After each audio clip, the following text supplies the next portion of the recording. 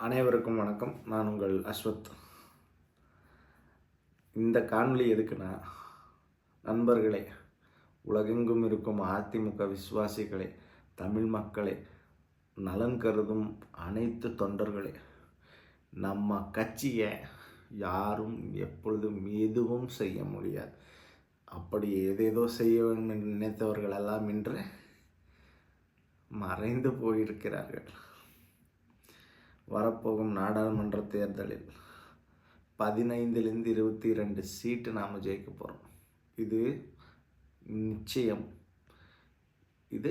நிச்சயம். ஒருவரும் நாம் இந்த கட்சிக்கு ஓட்டு சேர்க்கணும்.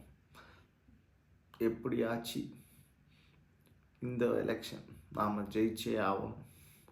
அதுக்கு நம்மகிட்ட எல்லா பலம் இருக்கு.